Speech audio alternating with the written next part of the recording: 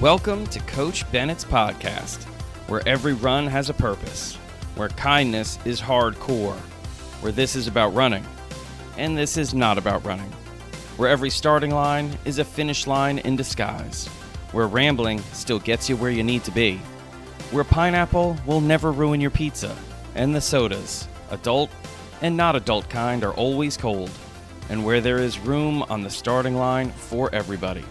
I'm Coach Bennett. Thank you for letting me be a part of your day. Let's get started. Welcome to episode 95 of Coach Bennett's podcast. That's right, 95. We are marching straight on to the century mark, but we're not there yet. But I will tell you where I am. I'm recording this in New York City. That's right. And I'm just going to brag a little bit. The episodes that I record in hotel rooms tend to be straight bangers. Now, I realize by referring to any of my episodes as bangers, much less straight bangers, I've already weakened this episode, maybe beyond repair. But we will continue on because we've got a podcast to do, and I'm very excited about this one. How to make gains with no pains. That's right. I'm going to say it again because you've probably seen posters that say the opposite of this. How to make gains with no pains. This is inspired by the no pain, no gain that you see littering walls of, usually it's physical therapists' office, because they love these posters, not because they believe in them. They just know that these posters lead to visits.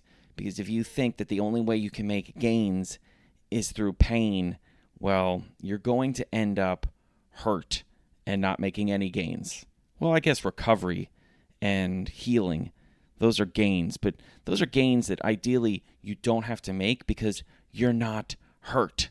So that's what this is inspired by. It's also inspired by, social media that's littered with like this mentality of you gotta grind all the time, sleep is for the weak. Oh, God. If you're not running hard, you're hardly running. Oh, my goodness. These people have no clue as to what they're talking about. None. So if you come across anyone that says, no pain, no gain, go hard or go home, like just go home, actually. Go home. You can do some work and actually make some gains without being in pain. Now, let me just first start by saying this, because I know I'm going to get a message from somebody that's going to say, how do you expect to get any better if it's never hard? I never said that it's never going to be hard. What I said was pain is not the term you want to use. I mean, pain means physical suffering or distress. Now, most people will say, yeah. You think running hard doesn't include physical suffering or distress? No, it's hard, don't get me wrong, but that's not the end of the definition. It's physical suffering or distress as due to injury, illness, etc. Not running hard, not working hard, not being disciplined, not persevering. No, that's not what pain means. If your workouts include pain, what real pain is, then you're doing things wrong. Should some of your workouts be difficult? Absolutely. Should you struggle on some of your workouts? Absolutely. Will some of your easy runs be difficult because you're bored, unfocused, low on motivation, maybe you're lacking inspiration, maybe it's really hot out, maybe it's really cold out, maybe it's windy, maybe you don't like the person that you're running with and they won't stop talking, and oh my goodness, there's a whole host of reasons why your training may be difficult. But pain? No. I think we need to save that word for things that are truly painful. All right? That's what I'm talking about. It's the same thing with like a word like hate, where people are like, oh, I hate when it's cloudy. Do you? Do you really hate when it's cloudy? I mean, come on. Can we just save certain words for when they actually should be used? That's all. I mean, hate, to dislike intensely or passionately, feel extreme aversion for, or extreme hostility towards, detest. That's how you feel towards a cloud? Are you for real? Do you have that luxurious of a life that you can afford to hate a cloud? Am I getting off track? I'm getting a little off track. All right, let's get back on track and let's talk about how you can make gains with no pains. Let me start by saying this. No exclamation points in your training. Now, what do I mean by that? When I was running in high school and even in college, I had a tendency to try to run way harder, way faster, way stronger than I was really capable of to make up for the fact that I was generally lazy in my training. So I would make up for it usually in speed runs, workouts, intervals on the track, tempo runs, fartlek runs. I would end up more or less be racing by the end of these workouts. And I would see these splits, these interval times. And at the end, I'd say, oh, I crushed it today with an exclamation point. Now, the problem was I wasn't doing the correct workout. My coaches in high school and college wanted me to run a workout at a certain level of effort, a certain level of intensity. I would ignore their instructions, which is also why I did not run as well as I should have in high school or college. And I would run too fast, too hard, with too much intensity to make up for the fact that I did not have a lot of confidence and I knew my training was not that good because I wasn't running consistently. So I thought that by throwing down during practice, I would run better. And that wasn't the case. Coaches put together training plans with expectations of not just what you're doing in between hard workouts, but the level of effort you're going to give on a hard workout. I'll give you an example. So maybe I was not that fit, not as fit as I should have been. And my coach would say, we're going to do 8 400s at your 5K pace. All right, so your 5K pace is like a 7 out of 10 effort. It's strong, it's quick, but it's not your mile pace. You've got a lot left in your back pocket. And when you're running 400s, it should feel fairly easy, especially early on. I mean, obviously rest is going to have something to do with it, but a 5K is 12 and a half laps on the track in a row. You're supposed to be mimicking that pace for one lap at a time before you have recovery. What I would do, rather than run the pace that I was capable of running 5K for right now, today, I would run way too hard, give too much effort, too much intensity, run too quickly. As a result, a couple things happen. One, my times are way faster than they should be. So one, I'm giving off the indication to my coaches that I'm in better shape than I am, which I'm not. So that's a lie. That's bad information for the coaches now to make my training going forward. Also, since I'm running way harder than I should be, I'm going to need to recover way more than I should if I had been running the correct pace. My coaches are also taking that into account. So the next day they may say, we want you to run X meters at this pace on your recovery run, which should be easy enough for you considering how fast you ran yesterday. But of course, they don't think it's that fast. They think it's what I should be doing. Fast enough, not too fast. But as a result, I'm now recovering at a pace that's too fast to recover. I'm putting myself into a deeper and deeper hole, all because I wanted to put exclamation points on my speed workouts, because I needed to show off, to convince myself I was better than I really was, as opposed to just being honest. This is where I'm at. I'm going to own my fitness. And when I own my fitness, I can own my training, I can own my effort, I can own my intensity, and I will own my progression. When I'm doing workouts I'm not supposed to be doing, at paces I'm not supposed to be doing, at efforts I'm not supposed to be doing, I'm no longer in control of my training. Because I'm not doing the training for me. I'm doing the training for someone else. And if I'm training the way someone else should train and not the way I should train, I will never get close to my version of my best. So you don't want exclamation points in your training. You want to look at it as, here's my workout today, whether it's an easy run, a long run, or a speed run. This is what I'm supposed to do. This is what I'm capable of doing. This is what's going to lead to my proper progression going forward.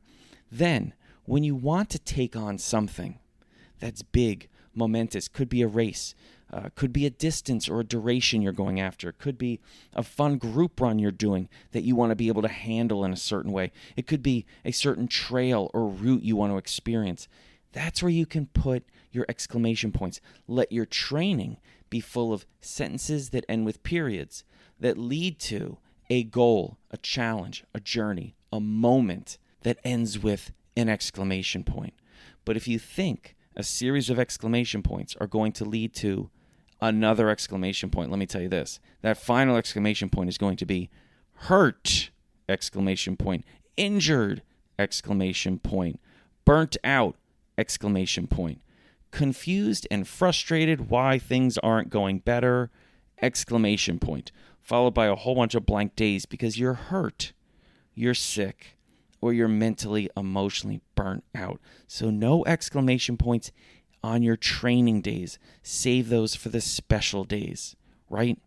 And it's not diminishing how important the training days are. It's just not everything needs to be yelled. Not everything needs to be screamed. Sometimes you need to just do the work you need to do. There's a great line in one of my favorite songs ever called Running to Stand Still by U2. It's on also one of my favorite albums of all time, The Joshua Tree. But there's this great line in the song where it says, you've got to scream without raising your voice.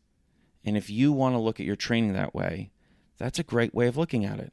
Yes, your easy runs, your recovery runs, the majority of the running you're doing, it is impactful. It is momentous. It is powerful.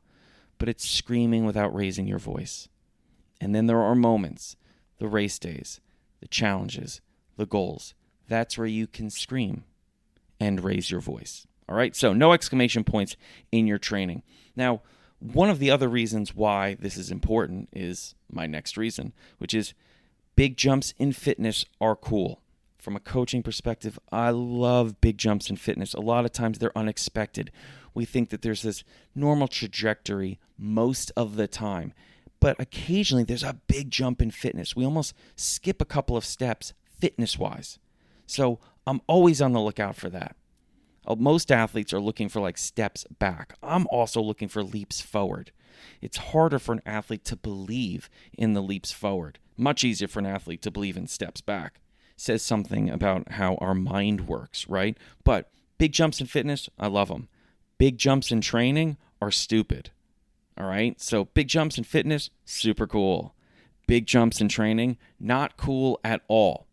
If you want to find the number one reason, if you've ever seen the show Family Feud where they have a question, it's basically like a question that has like a poll, and they go, what are the top reasons for somebody to get hurt in running? And then they'll poll a studio audience of 100 people, and then the goal is for the contestants to guess like the top answers.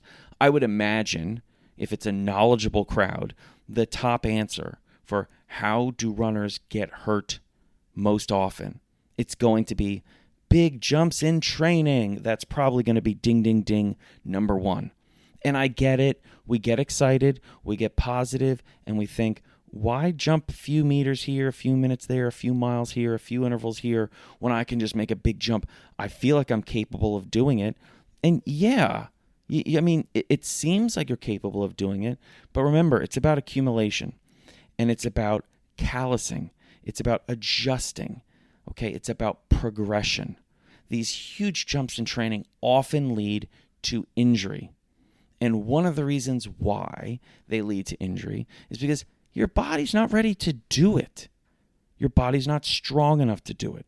Your body's not capable yet to do it. That's the important word in there, yet. It's about progression. A lot of people think when you tell them this is too big of a jump that you're belittling them as an athlete. No. We are respecting you as an athlete. We believe, yes, you can potentially do this if we consistently do the right thing, if we progress at the right rate. You don't skip training. Sometimes you can skip fitness levels, but you can't skip training. So this is what you need to remember, is that big jumps in fitness are cool, big jumps in training are stupid. Patience is super important, which is another point I want to make here. Patience. Patience is not inactivity. patience takes a lot of positive things that can help you as a runner and as an athlete. One of the most important aspects of patience, I believe, is confidence. So when you're being patient with your training, if your coach is seemingly holding you back a little bit, have a conversation with your coach. Ask her and say, Coach, I feel like I should be doing more, or I feel like the intensity should be higher. Have a conversation. Maybe the coach agrees. And maybe your coach says, you know what? We're progressing at the right rate. I don't want to jump too soon, too far, too fast. Okay? And what we're working on is not just patience, but confidence. Confidence that you're moving at the right rate. Confidence that this is going to work out. Confidence that the training you're doing today is going to be beneficial to you tomorrow and the day after. So remember, progression is going to rely a lot on patience, and patience is going to rely a lot on confidence, and both of those things are going to pay off for you as a runner, okay? Another thing I want you to think about is something you've probably heard me say a number of times. Measure success as many ways as you can. Measure success as many ways as you can. A lot of times what gets us in trouble is we think the only gains when it comes to running have to do with how far we ran, how long we ran, or how fast we ran, what place we're in. Not true. There are so many other ways to measure success. And as you are progressing, as you are getting better, as you are getting faster, as you are becoming able to run longer, run more, you're going to find lots of different ways to measure success. And I'll tell you what, if you're looking for motivation, success is a great motivator.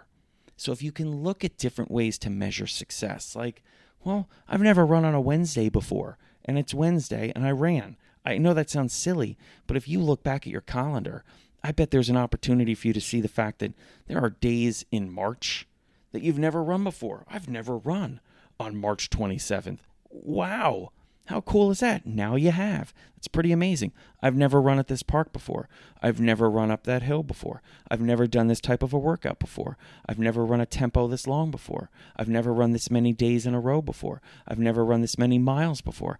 I've never run such an intelligently run tempo run before. I've never had so much fun on a fartlek before. There are so many different ways to measure success. And if you keep experiencing success, you're going to keep wanting to come back to a starting line because there's the potential for success on the other side of the starting line. And when you do experience something akin to failure on the other side of the starting line, or when you struggle on the other side of that starting line, you're going to be better able to handle it because you're going to have the confidence associated with success. What is confidence? All it really is acknowledging and appreciating our own accomplishments and abilities. That's what it is. So if you can not only experience success, but successfully celebrate your success, that's going to build confidence. And you know what else confidence plays a part in? Patience. And you know what patience plays a part in? Our progression. And you know what that helps with? Not thinking we need to have exclamation points all the time in our running logs, in our running journals. All of this works together. I mentioned how important it is that we don't jump too fast in our training. And I'll tell you why now, because this plays a part in how you can make gains with no pains. You want to be stronger than the running you're doing. I'm going to say that again. You want to be stronger than the running you're doing, meaning let the athlete you are lead the runner you are. A lot of times when we start running, and this could be starting running for the first time, it could be starting over after a race, it could be starting back after an injury or an illness or just some time off or away from the sport. What happens is we experience progression sometimes pretty quickly, especially on the cardio side. We feel like, wow, I'm starting to feel better. You know what was a week or two ago where I was running for 10 minutes and I was out of breath. Now I'm running 20 minutes and I feel pretty good. I think next week I can do 30 minutes or 40 minutes. These are those big jumps I'm talking about. Well, put aside the big jump aspect. One thing that we kind of ignore is the non-running part of running, the athleticism that we need associated with us as runners, the athlete that is maybe treated differently than the runner, or sometimes ignored, because when we start running consistently, we tend to ignore the athlete we are. And what I mean by that is we don't do the strength training that we should be doing. We think running's going to take care of that. I mean, I'm running all the time. That should help my legs. Well, don't get me wrong. It's going to help, but you should be incorporating strength training. This isn't an insane amount of strength training, but there's some strength training you need to do. There's some basic strength training you should be doing. We start to stop. Does that make sense? Yeah, we start to stop. Yeah, there we go. Doing movements the more we run that we used to do. Movements like side-to-side movements. If you've ever played global football, soccer, if you're an American, volleyball, basketball, tennis, that short, explosive movements, left and right, cutting, jagging, all of these things that we used to do, just playing on a playground movements, those tend to stop the more we run, or the more serious we get about running. We think these other forms of play or sport are maybe less serious, or they're going to take away from how focused we are from running. Well, what we're really doing is we're just becoming less athletic. And the less athletic we get, the more likely the runner's going to get hurt. Look at the athlete you are as insurance for the runner you are. Let the athlete you are lead the running you're doing. So incorporate drills, incorporate side-to-side movement, incorporate balancing exercise, incorporate body weight exercises. All of these things mean you don't need to go to a gym. If you have access to a gym, fantastic. But just like you don't need a track to do a track workout, you don't need a gym to do the strength training you need to run. Okay? So be a better athlete, and you'll be stronger than the running you're doing. And if you're stronger than the running you're doing, well, guess what? You're less likely to get hurt. If you're less likely to get hurt, you're more likely to be able to run consistently. And if you're more likely to run consistently, you're more likely to run better. Ooh, baby. Now, in order to run consistently, you're going to need to recover consistently, which is why my next point is great recovery leads to great running. This is the happiest part of the podcast because I get to tell you to eat and drink and sleep and laugh. Oh, yeah. And you got me to sing for you. Do you know how special that is? Now, keep in mind, I didn't practice. I didn't have any tea with honey. That was au natural. Oh, yeah, baby. My point is, recovery is essential to great running. And the best part about great recovery is it's great fun to recover great. I mentioned the things that really form the basis of great recovery. Eating like a champion, drinking like a champion, sleeping like a champion, laughing like a champion. If you can do those things, you're more likely to recover better. If you're more likely to recover better, you're going to be able to run better. Because when you get on the starting line as an athlete, you're better recovered and better prepared. You will have more strength. You'll have a greater ability to focus. You'll have better motivation. All of these things are part of being recovered.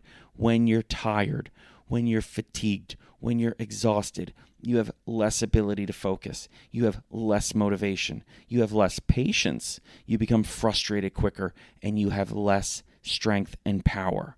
So when you think that these dudes that are out there saying like sleep is for the weak, no, they're just really, really overtired. And when you get overtired, you get stupid. These guys are just stupid. That's what it comes down to. And it's probably because they're so exhausted all the time from working too hard, which leads to not just diminishing results, but negative results. And they're exhausted, which probably is why they always seem a little bit angry and frustrated. Yeah, you do not want to listen to these guys. They have no idea what they're talking about, all right? What you want to focus on is great recovery. You want to eat. You want to drink, you want to sleep, and you want to laugh. And by the way, laugh I have listed last year, but it's not the least important. It's just as important. If you have a lot of negative stress in your life, you're not going to be able to do the positive stressors in your life. Running is a positive stressor, but it is a stressor. So what you want to do is be able to deal with, handle, work on the negative stressors in your life. So if you can incorporate laughter into your life, what that means to me as a coach is you probably have people that you're comfortable with. situations that bring you joy, experience that bring you happiness.